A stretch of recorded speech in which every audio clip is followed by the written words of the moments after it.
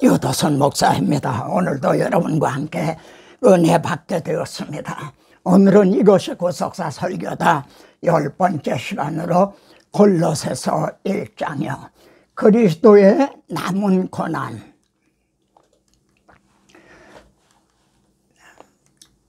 바울은 이 복음의 일꾼이 되었노라. 그러면서 그리스도의 남은 고난이 있다고 이렇게 말씀을 합니다. 지금 골로새서는 바울의 옥중 서신이죠.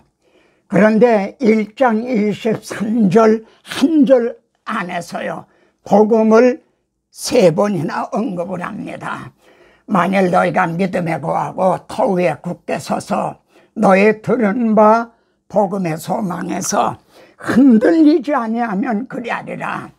이 복음은 천하 만민에게 전파된 바요, 나 바울은 이 복음의 일꾼이 되었노라. 한 절 안에서 복음을 3번이나 이렇게 강조하고 있습니다. 그러면은 복음은 누가 이루어 주신 것인가 하고 묻게 됩니다. 골로새서를 기독론이라고 합니다. 에베소서를 교회론이라고 그러죠. 골로새서에는 그리스도가 강조가 되어 있다는 거죠. 골로새서 1장 13절에서 22절 안에요, 그리스도를 가리키는 그분이 몇 번이나 강조하고 있는지 한번 관찰해 보시기 바랍니다.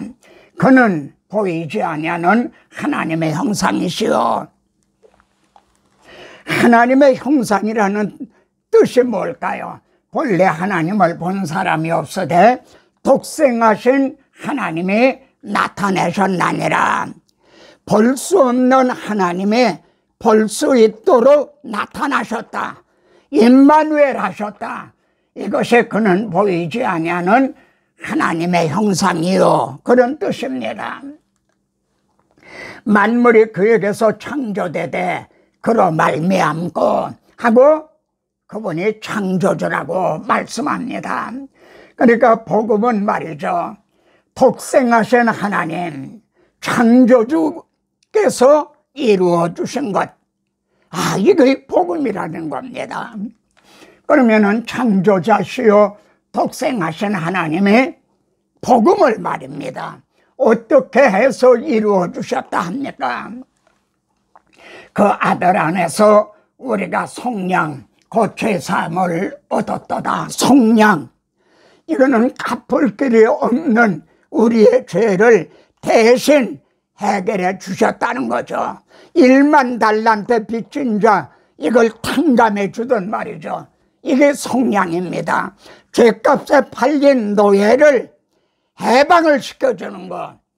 그래서 우리가 죄사함을 얻었도다. 그의 십자가의 피로 화평을 이루사. 이 속량이 그리스도가 담당한 십자가의 피, 그 흘리신 피로 말미암아 속량이 가능해졌다는 거죠.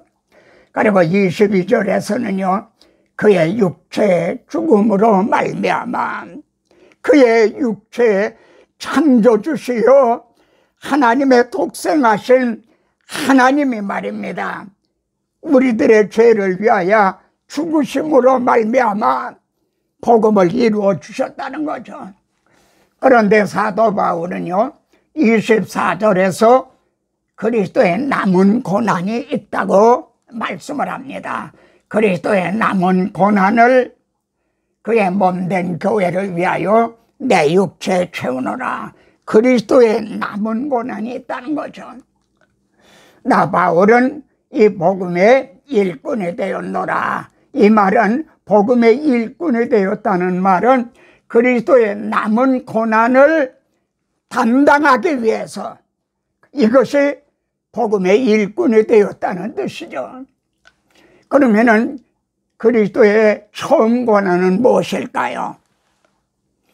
그의 육체의 죽음으로 말미암아, 이것이 주님의 처음 고난이죠. 인자가 온 것은 자기 목숨을 많은 사람의 대속물로 주려 함이라. 그리고 십자가상에서 다 이루었다 선언하셨죠. 이것이 그리스도가 담당하신 처음 고난이죠. 그러면은 그리스도의 남은 고난은 무엇입니까? 제자들은요, 주님이 지금 십자가를 지시기 위해서 예루살렘으로 올라가시는데요, 아, 예수님이 왕위에 오르시려고 그러나 보다, 왕이 되시려고 그러는가 보다. 그래 오른쪽 왼쪽은 누가 차지하느냐, 그래 다퉜죠. 하나님의 나라가 당장에 나타날 줄로 생각함이더라. 그러면 여러분, 주님이 십자가상에서요 다 이루었다 하셨을 때 하나님의 나라가 당장에 이루어졌나요? 하나님의 나라는요 다 이루었다 하시니 복음을 전파해서, 그래서 잃어버린 자를 찾으셔서 하나님과 함께 사는 그날에 가서야 이루었도다, 나는 알파와 오메가요 하고 하나님의 나라는 완성이 되는 거죠. 그러면 그리스도의 남은 고난은 복음 전파다. 복음 전파하는데 어떤 자들은 돌로 침을 당하고 어떤 사람은 목베임을 당하기도 하고 참으로 많은 고난을 받았죠. 이것이 그리스도의 남은 고난인 겁니다. 내가 너희를 고아와 같이 버려두지 아니하고 너희에게로 오리라, 너희에게로 오리라. 근데 이거는 재림을 의미하는 게 아닙니다. 만일 재림이라면은 그때까지, 재림하실 때까지 우리는 고아와 같이 버려둠을 당했다는 겁니다. 아닌 거죠. 우리에게 주신 성령으로 말미암아 그리스도의 영으로 우리에게 오셨죠. 그래 세상 끝날까지 너희와 항상 함께 있으리라. 그래서 에베소서는요 또 오셔서, 이건 다시 말하지만 재림이 아닙니다. 주님은 또 오셨다. 바울을 들어 먼 데 있는 이방인들에게 편안을 전하고 복음을 전하셨죠. 바울에게 오셨어요. 또 베드로에게 오셔서 가까운 데 있는 유대인들에게 편안을 전하셨으니 복음 전파가 그리스도의 남은 고난입니다. 그리스도의 남은 고난을 위해서 하나님은요 돕는 배필을 지으셨습니다. 이것이 성경을 부속사라고 하는 그런 관점에서 보는 겁니다. 하나님께서요 이제 예수님을 마지막 아담이라, 마지막 아담이라. 그러면 첫 아담을 하나님은요 혼자 사는 것이 좋지 않게 보시고 돕는 배필을 지으리라 그러셨죠. 첫 아담도요. 근데 하나님은 마지막 아담이신 그리스도에게도 돕는 배필이 필요하다. 그래서 아내와 합하여 둘이 한 몸을 이룰지로다 이렇게 말씀했죠. 일러스되 둘이 한 육체가 된다 하셨으니 바울은 이 말씀에 근거해서 말해요. 둘이 한 육체가 된다 하셨으니 주와 합하는 자는 한 영이 되어서 말이죠. 그래서 배필의 사명을 감당하는 거죠. 둘이 한 육체가 된다 하셨으니 그리스도와 합하는 자는 한 몸이다, 한 영이다. 그래서 배필의 사명, 곧 너희는 내 증인이 되리라. 이 사명을 감당하는 거죠. 나는 주님 안에, 주님은 내 안에 오셔서요. 그러면은 우리가 언제 그리스도의 배필이 되죠? 여러분, 이미 비밀은 너희 안에 계신 그리스도시니 여러분 안에 그리스도가 계시다. 그러니까 예수 그리스도를 영접을 할 때, 즉 성령으로 거듭날 때, 그때 하나님의 자녀가 되죠. 그리고 그리스도의 배필이 되죠. 그런데 거듭날 때는요 할아버지나 할머니나 큰 학자라도 영적으로 하면 어린아이로 태어나요. 하나님의 그 아들의 영을 너희 마음 가운데 보내서 아빠 아버지라 부르게 하셨나니라. 아들의 영을 보내셔서요. 그래서 또 배필이 되게 하셨다. 그런데요, 내가 너희를 젖으로 먹이고 밥으로 아니하였나니, 어렸을 때는 젖으로 먹여야 되는 거죠. 그런데 언제까지나 젖으로만 먹이면 될까요? 여러분이 딸을 낳았다 합시다. 걔를 바로 시집을 보냅니까? 결혼을 시키나요? 한 20, 30년 이렇게 성숙해야 결혼을 시키는 거죠. 근데 오늘날은 언제까지 성도들에게 젖으로만 먹이나요? 단단한 음식은 먹이지 않나요?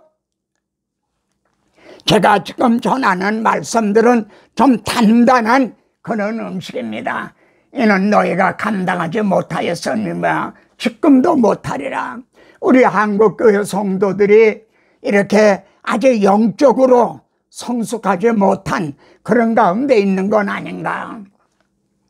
성숙한 자가 되어야 배필의 사역을 감당할 수가 있는 거죠. 이해가 되십니까? 그래서 읽는 것과 권하는 것과 가르치는 것에 전념하라. 성도들을 성숙한 자가 되게 하기 위해서요. 이를 위하여 나도, 바울도 내 속에서 능력으로 역사하시는 역사를 따라 주님이 내 안에 오셔서 나를 통해 그리스도의 남은 고난을 감당하게 하시는 거죠. 내 속에서 능력으로 역사하시는 그의 역사를 따라 힘을 다하여 수고하노라. 힘을 다해 수고한다. 뭐를 위해서요? 우리가 각 사람을 권하고 각 사람을 가르치면 각 사람을, 여러분 한 절 안에 각 사람을 복음은요, 그리고 양육하는 거는 도매금으로 되는 게 아닙니다. 각 사람을 한 사람을 말이죠. 그리스도 안에서 완전한 자로 세우려 함이니, 여기 완전한 자라는 것은 흠이 없다는 얘기가 아니라 성숙한 자로 세우려 함이니, 다시 말하면 그리스도의 배필이 되게 하려 함이니, 이런 뜻이죠. 이를 위해서 내 속에서 능력으로 역사하시는 이의 그 역사하심을 따라 나도 힘을 다하여 수고하노라. 오늘의 목회자들도 이렇게 힘을 다해야. 그런데요, 바울은 전심전력하여 너의 성숙함을 나타내라. 여기 너라는 말은 목회 서신에서 디모데를 가리켜 말합니다. 여러분, 목회자가 성숙한 만큼 성도들도 성숙해져요. 백성이 성숙해진 만큼 그들도 성숙한 정부를, 대통령을 갖게 돼요. 목회자가 성숙한 자가 돼야 성도들도 성숙하고 교회도 성숙한 교회가 된다. 그래서 전심전력하여 너의 성숙함을 나타내라. 명심하시다. 다시 한번요. 주님은 제자들 안에 내주하셔서 우리들 안에 오셔서요, 남은 고난을 담당하고 계셔요. 그래서 우리들에게 냉수 한 그릇 떠주면 그것이 곧 내게 한 것이다. 내 안에 오신 주님에게 하신 것이다. 내가 뺨한 대를 맞으면은 몸으로는 내가 맞았지만 내 안에 계신 주님이 주님을 박해한 거야 된다 이거야. 그래서 바울아, 사울아, 어찌하여 내가 나를 박해하느냐. 주님은 제자들 안에 내주하셔서요, 남은 고난을 담당하고 계신다는 점, 이 점을 명심하십시다. 나 바울은 복음의 일꾼이 되었노라. 이 말을 달리 표현하면 나는 그리스도의 배필이 되었노라, 이런 뜻이죠. 나는 이제 너희를 위하여 받는 괴로움을 기뻐하고 그리스도의 남은 고난을 내 육체에 채우노라. 주님이 우리 대신 육체에 육체가 십자가에 못 박아 죽으셨어요. 주님의 육체에 못 박혀 죽으셨어요. 그래 우리가 구원을 얻어서 우리들의 몸이 주님의 몸이 되었어요. 그러니까 주님의 남은 고난을 우리들의 몸에 채워야 된다. 이것이 마땅한 거죠. 이해가 되시죠? 그리스도의 남은 고난을 누구를 위해서 내 육체에 채운다고 말씀합니까? 그의 몸된 교회를 위해서요. 두 번째는 하나님의 말씀을 이루기 위해서요. 세 번째는 하나님의 거하실 초소가 되기 위하여, 즉 하나님의 나라 건설을 위해서 그리스도의 남은 고난을 내 육체에 채우노라. 지어져가는 하나님의 나라 건설을 위해서죠. 자, 주님이 원하시는 남은 고난은 뭘까요? 잘못 오해하고 있는 거 아닙니까? 예배당을 짓 때 크게 짓는 거, 그것이 주님의 남은 고난입니까? 심지어 사회 사업을 하는 거, 우리 교회는 이렇게 큰 사회 사업을 하고 있다. 물론 그것도 중요하죠. 그러나 주님이 원하시는 남은 고난은 그게 아닙니다. 하나님의 전도한 문을 우리에게 열어주사 그리스도의 비밀을 말하게 하소서. 이것이 그리스도의 남은 고난입니다. 주님은 이를 위해서 십자가를 지시지 않았나요? 그러면 내가 마땅히 말로써 비밀을 나타내리라. 나로 입을 열어, 형제로 하여금 입을 열어 복음의 비밀을 담대히 알게 하소서. 내 증인이 되라. 이것이 주님이 원하시는 가장 지상 명령이에요. 이게 원하시는 고난이에요. 제가 다음 시간에는 그리스도의 비밀, 복음의 비밀을, 그것이 뭔가 그걸 전할 겁니다. 돕는 배필의 사명을 바르게, 그리고 잘 감당하십시다. 여러분이 받는 고난과 수고는요, 그리스도의 남은 고난입니다. 그래서 바울은 내가 이 고난 받는 거를 나는 기뻐한다. 베드로도 이 고난 받는 거를 나는 영광으로 생각한다. 우리가 그와 함께 영광을 받기 위하여, 주님과 함께 영광을 받기 위하여 고난도 함께 받아야 할 것이라. 값으로 산 것이 되었으니 너의 몸으로. 그렇다면 형제의 몸은 형제 것이 아닙니다. 값으로 산 것입니다. 형제의 건강은 형제의 것이 아닙니다. 주님의 남은 고난을 위해서 건강해야 됩니다. 형제의 시간은 형제의 것이 아닙니다. 주님의 값으로 사신 남은 고난을 담당하게 하시기 위한 겁니다. 하나님께 영광을 돌리라. 그런즉 먹든지 마시든지 무엇을 하든지 그리스도의 남은 고난을 위해서 하나님의 영광을 위하여 하라. 오늘 말씀의 기도 제목은요, 한번 같이 따라서 읽으면서 기도하십시다. 나는 주님 안에, 주님은 내 안에, 주와 합하여 한 명 곧 그리스도의 배필이 되게 하심을 감사하나이다. 그런데 우리는 이걸 망각하고 명심하지 못하고 있을 때가 얼마나 많습니까? 내 몸에는 그리스도의 남은 고난이 얼마쯤 채워졌는가? 바울은 내 몸에 채우노라 했는데 나에게는 얼마쯤 채워졌는가? 부끄러워서 탄식을 하게 됩니다.